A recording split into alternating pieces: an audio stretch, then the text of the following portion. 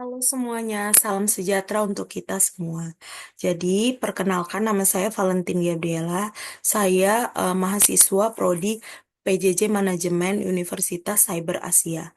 Di sini saya akan memaparkan terkait tugas ujian dari mata kuliah Ekonomi Mikro, yaitu eh, pembahasan isu yang saya ambil dengan judul legislator dukung pengembangan koperasi ke sektor usaha besar dan saya akan membahasnya atau membedahnya dalam secara ekonomi mikro.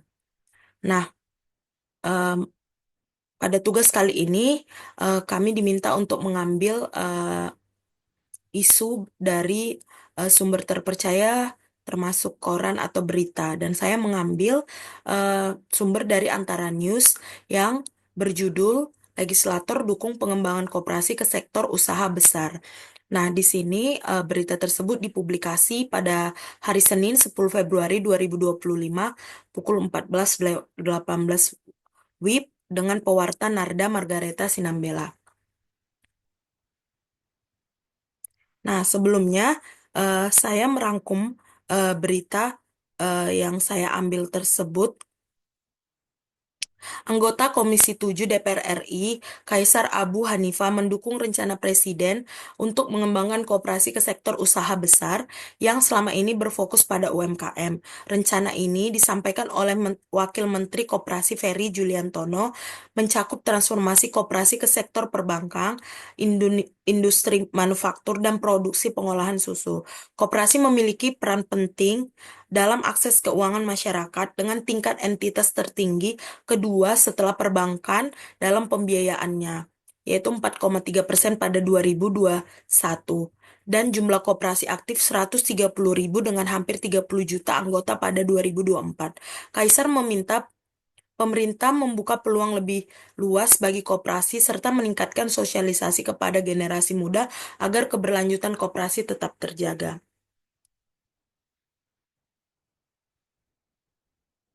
Nah, latar belakangnya adalah adanya rencana pemerintah untuk mengembangkan koperasi ke sektor usaha besar yang sebelumnya kan dia hanya mencakup pada UMKM. Sekarang ada rencana, masih kata rencana untuk mengembangkan koperasi ke sektor usaha besar, tetapi pernyataan ini sudah didukung oleh eh, Wakil Menteri Koperasi Ferry Juliantono yang ditanya pada saat pelantikan pengurus pusat IKA Unpad.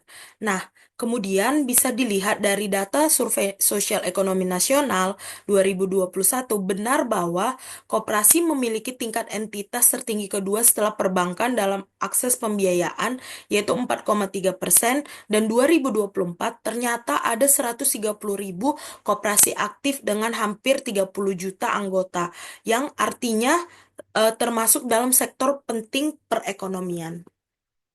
Nah, saya akan membedahnya ada dari teori permintaan, yaitu terkait akses keuangan dan produk koperasi.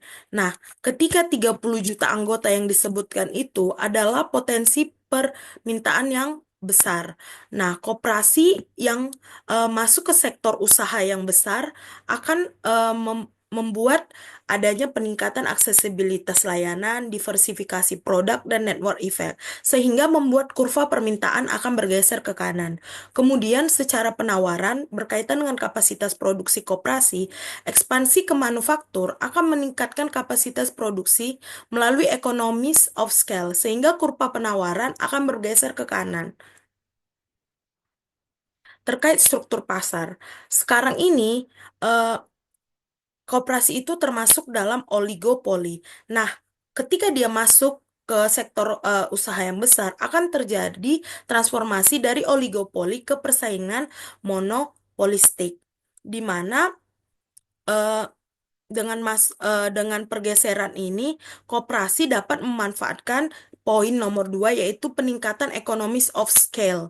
Nah, dari sisi efisiensi produk, rencana pendirian pabrik, misalnya pabrik pengolahan susu tadi yang dibahas, menunjukkan adanya potensi integrasi yang dapat mengoptimalkan biaya produksi dan meningkatkan margin usaha.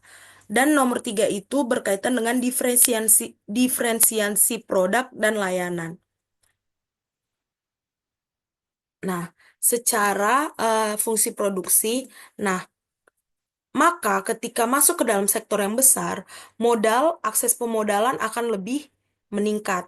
Kemudian kapasitas ketika modal meningkat, maka kapasitas produksi juga akan meningkat.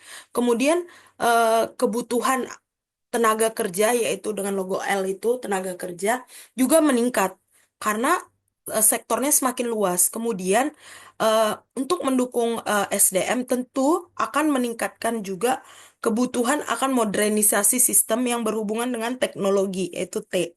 Nah, eh, nantinya ini akan berujung pada menurunkan average cost dan marginal cost, tetapi meningkatkan total revenue.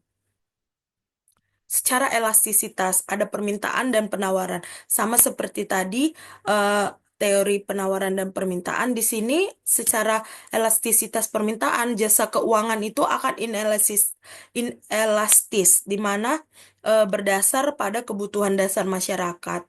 Dan lihat dari Susenas tadi, 4,3% ada sebagai market market share.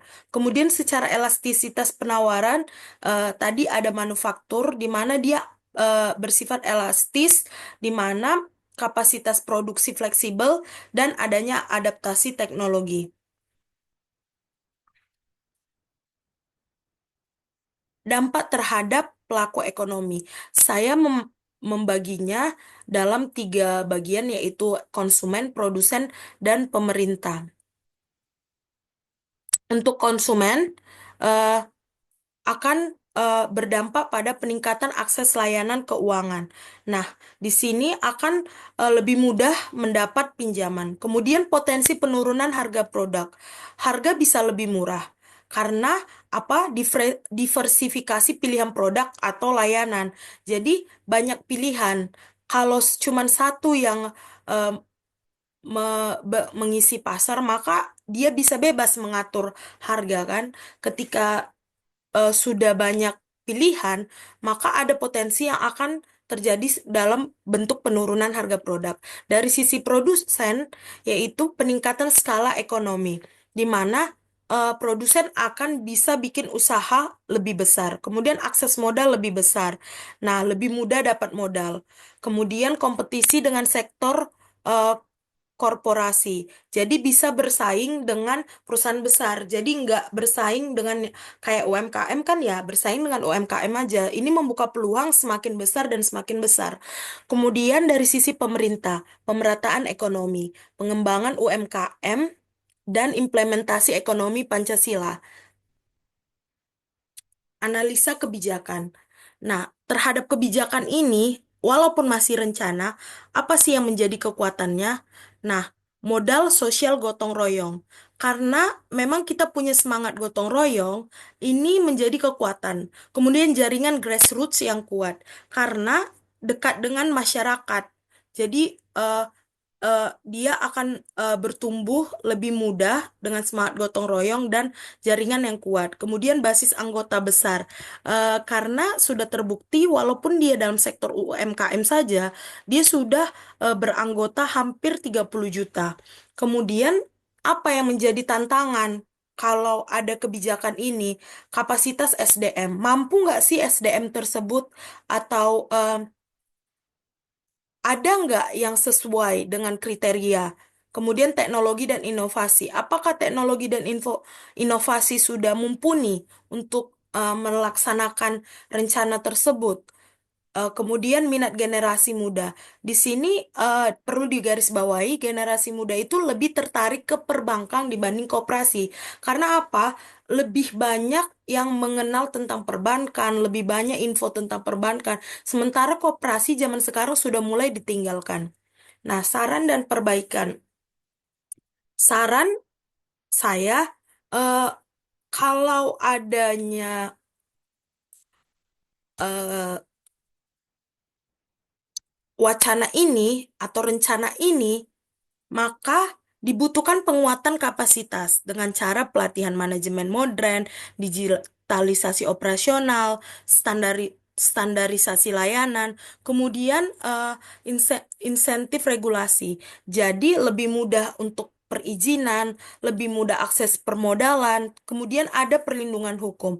Yang terakhir regenerasi, yaitu program kewirausahaan koperasi, modernisasi tampilan koperasi, serta kolaborasi startup. Jadi, koperasi pun bergerak maju dan berkembang mengikuti zaman semakin melek teknologi. Nah, seperti yang saya bilang, rujukan saya itu dari antara news.com dan juga didukung oleh UU nomor 25 tahun 1992 tentang koperasi. Demikian presentasi saya. eh, Semoga presentasi ini dapat memberikan ilmu dan bermanfaat bagi kita semua. Terima kasih, sampai jumpa di lain kesempatan.